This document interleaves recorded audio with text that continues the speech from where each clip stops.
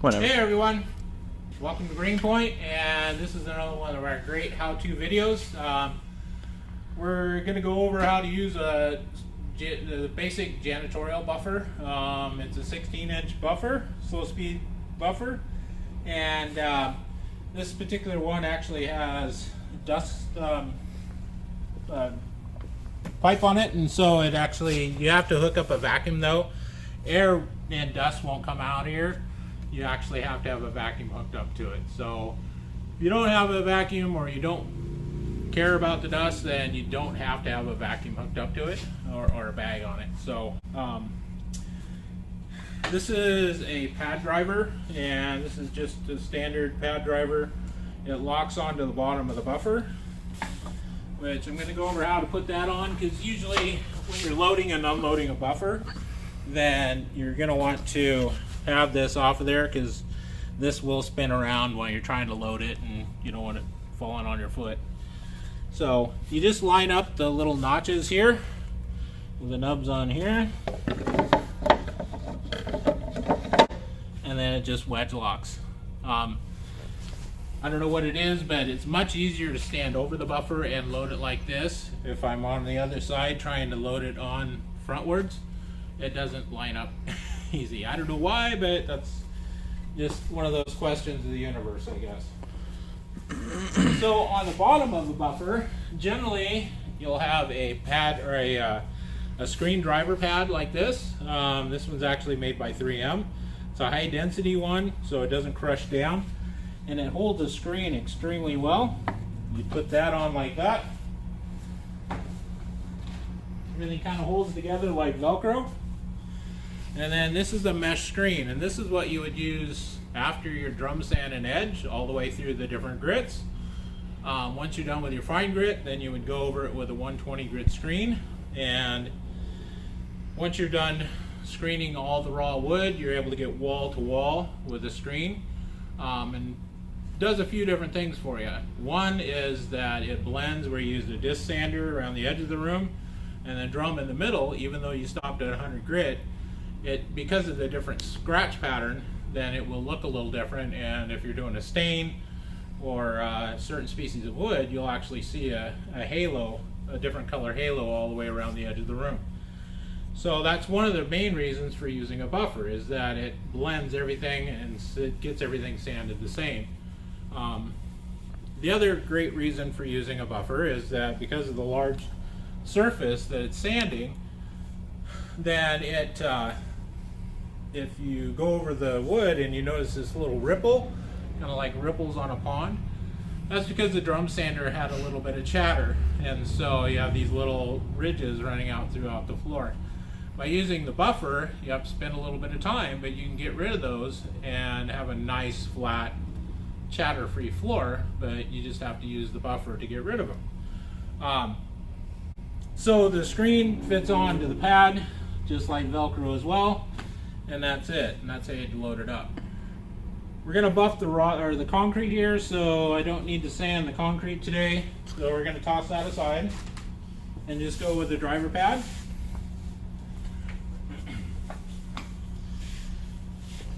So one of the key elements of using a buffer, a slow speed janitorial buffer, and I'd been doing classes through a local college here, and everybody comes in really apprehensive about the drum sander because they hear all these terrible stories. But they find out after going through the class and doing hands-on that the buffer is actually the one that has the most technique and the biggest learning curve on how to use. So pay close attention. I'm going to go through and kind of give you the basics on how to get it set up for adjustment for you, and then it's all about balance, and it's all about technique. Nothing to do with strength. If you're trying to muscle it, you don't have things set up right. So on the handle here, there's going to be an adjustment, and that's to raise and lower the handle up and down. So to get the handle adjusted to the right height, you stand relaxed with your arms in front of you, usually right about waist high, a little below waist high, and that's where you want to lock the handle in.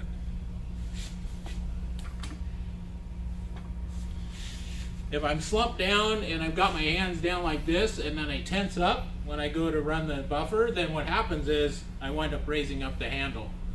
Or if I get it too high, then I'm going to tense up and push down on it, and then it's out of balance and it's going to not run right. So that's why getting the handle in that balanced middle position where your arms are pretty much comfortable just in front of you, that's your natural balance point.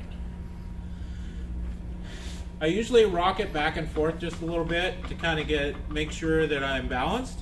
If you raise it up too much, you can feel the resistance of the pad on the front. If I push down on it, you can feel the resistance of the pad on the back. So you want to kind of find that balance point when it's perfectly flat sitting on the floor.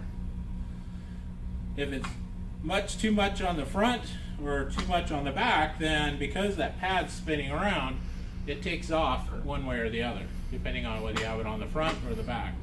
So that's why the balance is so important. So once I find that balance, usually most buffers will have a safety switch. This one has one on the side. You have to push and hold that in. So you push and hold it in, and then turn it on. If I got it balanced, it will just sit in one spot. So when you turn it on, and it's sitting in one spot, you know you got your balance down. But if you start it up, and this thing starts to take off on you, all you have to do is just let go of the triggers. Don't let go of the handles, but just let go of the triggers and it'll stop. The triggers are nothing more than an on-off switch. So if I start it up again, that thing takes off the other way, then I know that you just let go of the triggers and it'll stop. If you try to hang on and muscle it and get it gets all sideways on you, you'll wind up bouncing off the walls. Definitely start out in the middle of the room, not right in front of the big picture window or the sliding glass door, unless you're planning on replacing them. But once you get it down to where you can have it sit in one spot, then to get it to go right or left, it's no more than a very so subtle down motion to go to my left, and a very gentle up motion to go to the right.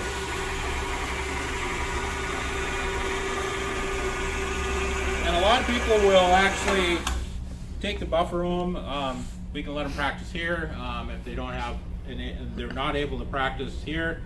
A lot of times they'll just take an extra pad with them, and if they've got a concrete floor in their garage, they'll practice on the concrete floor in their garage. It just has to be a polished like floor like what we got here.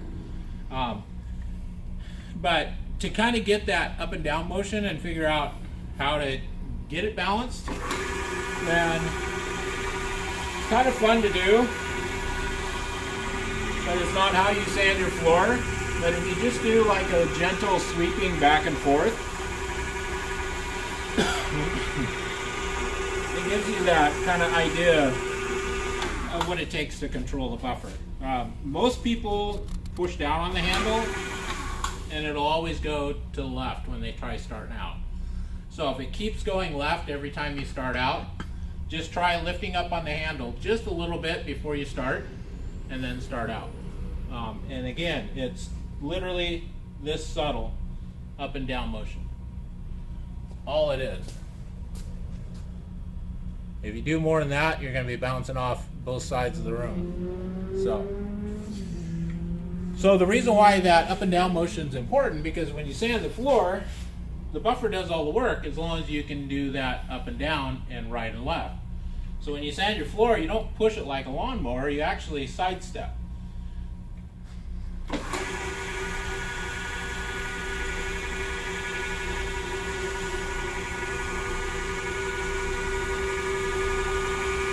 Go up the room, and then generally you sand about, overlap about half.